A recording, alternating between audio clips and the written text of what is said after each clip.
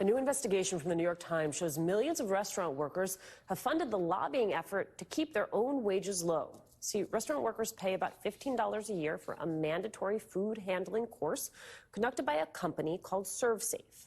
ServSafe is owned by the National Restaurant Association, which uses some of the money from that course to lobby against raising the minimum wage. So far, the National Restaurant Association has netted $25 million in revenue from 3.6 million workers. That's according to the report. In a statement to the New York Times, the president of the association said, quote, "The association's advocacy work keeps restaurants open, keeps workers employed, finds pathways for worker opportunity, and it keeps our communities healthy." New York Times investigative reporter David Farenholt and president of One Fair Wage, Saru Jayaraman, joins us now. David, walk us through your reporting. What happened, and how has the National Restaurant Association been able to do this? Well, we found this was something that has been going on for at least a decade, and many people in the restaurant industry, restaurant owners and restaurant workers, just didn't know it was happening at all. The way that it worked was the Restaurant Association took control of a training program, a program that taught people how to handle food safety and handle food safely. Then it went out and lobbied through its state affiliates. The state affiliates lobbied California, Texas, and Illinois, really large states, to make that kind of training mandatory for millions of workers. So now busboys, waiters, cooks, anybody who handles food in any way has to take a course like this, and now the National Restaurant Association has millions of new customers for this course it was already offering. So the result is that at least 3.6 million people have taken this course, most of them not understanding where their money goes, and at least $25 million has flowed from the pockets of workers into the lobbying arm of restaurant owners who, as you said, use it in some cases to lobby to keep those workers' wages low. So it's a way where workers pay for their bosses' lobbying bills and in general don't even know it's happening. So tell me first if I am characterizing all of this correctly, and I'm curious from your vantage point as an advocate how you began to connect these dots. Well, we've been fighting the National Restaurant Association for the last 20 years, but they've been around for 100 years, since 1919, lobbying to keep workers' wages as low as possible, and in fact, lobbying to keep their own workers from even having a wage at all. Since emancipation, they've been arguing tipped workers shouldn't get a wage, they should rely on tips. So the fact that we learned that they are, over the last decade, maybe longer, using workers' wages to lobby against their own wage increases without these workers knowing it has just sparked outrage. It confirms things that we've known for a very long time, that this restaurant association that's driven by corporate chains doesn't speak for independent restaurant owners, certainly doesn't speak for workers, and is frankly using a very fraudulent program to then lobby against these workers' wages without these workers knowing it.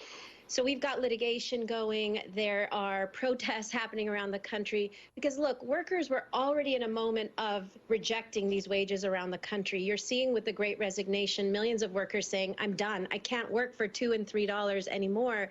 And so on top of that, for them to find that it is $2 and $3 because of a lobbying scheme that has been funded by workers themselves unknowingly, it just is fuel to the fire right now. Sarah, just a very quick question. So now that restaurant workers know what the money is being used for, I imagine there are some who might not want to pay for the food handling course.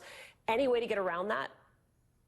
Absolutely. There are alternatives. We ourselves are building an alternative, Just Save Food, but there are many other alternatives that are being built.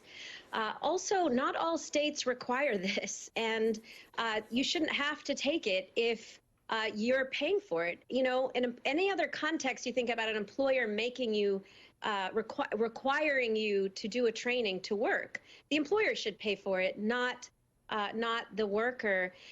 And because of this moment where workers are rising up and saying enough is enough, we can't work for these wages, and we certainly don't want to work for wages that have been lobbied, for with stolen money, we're finding not only are workers rising up, but a lot of legislators are responding. As you may know, Washington, D.C. just raised its wage for tipped workers from $5 to $16. There are about 11 states moving legislation this year, and we're seeing a ton of legislators say, you know what, now that we know that this money has been stolen, we're not going to actually take money from the Restaurant Association anymore. So, David, for viewers who don't make minimum wage, a reminder, minimum wage is $7.25, not a livable wage. The sub-minimum wage that most restaurant workers make even less, $2.13. What did your reporting find out about how the National Restaurant Association lobbies to keep the minimum wage low? Well, since the imposition of these measures that have brought in workers' money, their lobbying operation has expanded vastly. So they give money to Democrats and Republicans. They give money to state restaurant associations, which then use it to lobby state legislatures. They pay right-wing think tanks, which often produce studies and reports that can be used to back up the idea that if the wage is increased, then restaurants will go out of business, people will lose their jobs. They're incredibly effective. I mean, the most recent time there's been a battle over this, you said it's been $7.25 an hour since 2009. The most recent time they tried to change this was in 2021, and the Restaurant Association was successful in convincing enough Democrats to back away that nothing changed. Saru, David, thank you both so much for bringing us this story. Next, Congressman John Garamendi joins me to discuss the new bipartisan push for larger oversight over the classified documents cases involving Presidents Biden and former President Trump. Stay with us.